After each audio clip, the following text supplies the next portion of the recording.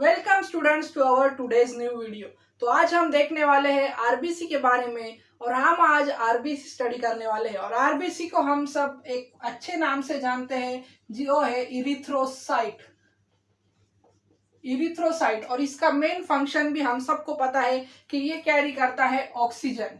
और ऑक्सीजन एक ऐसा मॉलिक्यूल है कि जो हमारे पूरे बॉडी के फंक्शनिंग में काम आता है। और रेड ब्लड सेल यानी रेड ब्लड सेल पूरा हमारे ह्यूमन ब्लड का कंपोजिशन में सबसे इम्पोर्टेंट पार्ट प्ले करते हैं। तो सबसे पहले हम देखने वाले हैं structure of red blood cell.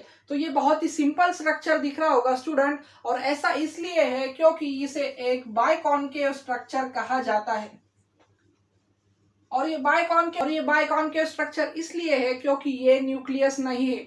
हमारे आरबीसी के अंदर न्यूक्लियस नहीं है, ये नॉन न्यूक्लिएटेड सेल है। और ये बाइकॉन्केव स्ट्रक्चर इसे एक फ्लेक्सिबल प्रोवाइड करता है, यानी कि जैसे कोई ये एक हमारा ब्लड वेसल है, पर इसके अंदर से कई सारे हमारे आरबीसी फ्लेक्सिबली फोल्ड होकर कोई भी नैरो ट्यूब से, नैरो वेसल से, नैरो कैपिलरी से निकल सकते हैं। इसलिए ये बाइकॉन्केव स्ट्रक्चर बहुत ही इंपॉर्टेंट रोल प्ले करता है। और इसके अंदर सबसे इंपॉर्टेंट मॉलिक्यूल यानी होता है वो है हीमोग्लोब्यूलिन। और हीमोग्लोबिन क्या है स्टूडेंट, वो भी देखने वाले हैं। तो स्टूडेंट, हीमोग्लोबिन क्या करता है, ये हमारे रेड ब्लड सेल के अंदर प्रेजेंट रहता है। और one single red blood cell के अंदर 250 मिलियन हीमोग्लोबिन प्रेजेंट रहते हैं।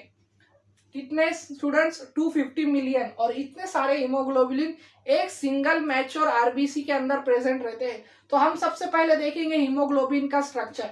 तो स्टूडेंट, हीमोग्लोबिन का स्ट्रक्चर बना है अल्फा चेन बीटा चेन से। इसके अंदर 2 अल्फा चेन है और 2 बीटा चेन है। और इसके अंदर होते हैं हिम प्रोटीन्स, और ये हिम प्रोटीन्स बाइंड हुए होते हैं पोरफायरिन रिंग से। और पोरफायरिन रिंग्स और हिम प्रोटीन का क्या काम है स्टूडेंट? ये बने हैं आयरन से। और आयरन क्या करता है, यानी हिम को ही हम आयरन कहते हैं स्टूडेंट। और हिम क्या करता है स्टूडेंट?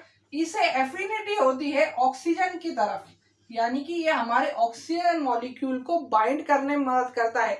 हमारा आरबीसी यानी हमारा रेड ब्लड सेल हीमोग्लोबिन के बगैर कुछ भी नहीं है, सिर्फ एक सिंपल सेल है।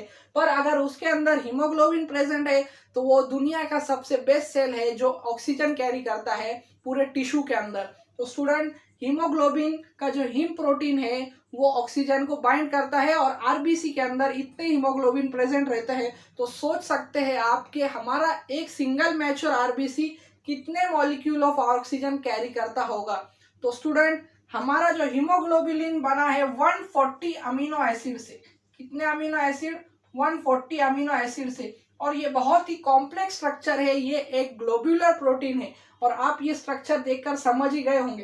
पर ये था हमारा ह्यूमन का नॉर्मल हीमोग्लोबिन, जिसके अंदर प्रेजेंट रहती है अल्फा चेन और बीटा चेन। पर जो हमारा फीटस का आरबीसी होता है, फीटस का हीमोग्लोबिन होता है, यानी कि फीटस का आरबीसी होता है, उसमें बीटा चेन नहीं होती स्टूडेंट, उसमें होती है गामा चेन, यानी 2 गामा एंड 2 अल्फा चेन। और ये किस में होती है? फीटस का हीमोग्लोबिन में। ये भी आपको ध्यान में रखना है, एक बहुत इजी सा कंसेप्ट है। तो स्टूडेंट, हमने अभी देख लिया हीमोग्लोबिन और आरबीसी का स्ट्रक्चर। पर देखते हैं कि हमारा इरिथ्रोसाइट कैसा फॉर्म होता है। इरिथ्रोसाइट कैसा फॉर्म होता है? जैसे ही हमारे बॉडी को पता लगता है कि ऑक्सीजन कम है, कई टिश्यूज में ऑक्सीजन कम है, यानी कहीं पर ब्लीडिंग हो चुकी है, तो इरिथ्रोपोएटिन नाम का हार्मोन सीक्रेट होता है। कौन सा हार्मोन? इरिथ्रोपोएटिन। ये इरिथ्रोपोएटिन हार्मोन सीक्रेट होता है किडनी से स्टूडेंट। किससे सीक्रेट होता है? किडनी से। और ये क्या ट्रिगर करता है? ये एक प्रोसेस ट्रिगर करता है जिसे इरिथ्रोपोएसिस कहते हैं। और ये ट्रिगर करता है इरिथ्रोपोएसिस। और इरिथ्रोपोएसिस कहां पर होता है स्टूडेंट? ये होता है बोन मैरो के अंदर। बोन मैरो के अंदर। तो स्टूडेंट, बोन मैरो के अंदर इरिथ्रोसाइट फॉर्म होते हैं और ये फिर मैच्योर होकर बाहर निकलते हैं। और ये मैच्योरेशन के प्रोसेस के अंदर उनके अंदर से न्यूक्लियस निकाल दिया जाता है और ये नॉन न्यूक्लिएटेड सेल बन जाते हैं। और अब सोच रहे होंगे कि कितने आरबीसी बनते हैं एक टाइम पर, कई मिलियन आरबीसी बनते हैं। और हमारे आरबीसी का लाइफ स्पैन होता है स्टूडेंट, क्योंकि ये एक ऐसा सेल है जिसमें न्यूक्लियस नहीं है, तो ये उसका प्रॉपर फंक्शन मेंटेन नहीं कर पाता। तो स्टूडेंट हमारे आरबीसी का लाइफ स्पैन होता है 120 डेज, यानी कि ये 120 डेज तक हमारे सर्कुलेशन में ऑक्सीजन कैरी करने का काम करता है, वेस्ट कैरी करने का काम करता है, और फिर इरिथ्रोपोइसिस प्रोसेस के थ्रू ये बनता है। पर बनने के बाद इसे मरना भी है, और इसका डिग्रेडेशन कहाँ पर होगा, तो चलो वो भी देखते हैं स्टूडेंट।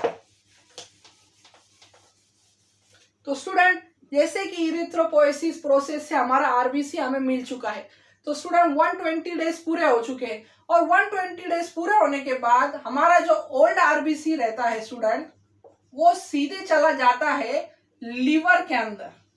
कहाँ चला जाता है स्टूडेंट्स? लीवर के अंदर। और लीवर के अंदर आरबीसी का डिसइंटीग्रेशन होता है। क्या होता है? डिसइंटीग्रेशन।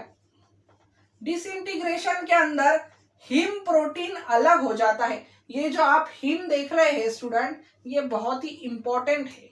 ये हिम प्रोटीन अलग हो जाता है, सेपरेट हो जाता है, ताकि ये नया हीमोग्लोबिन मॉलिक्यूल बनने के लिए काम आए।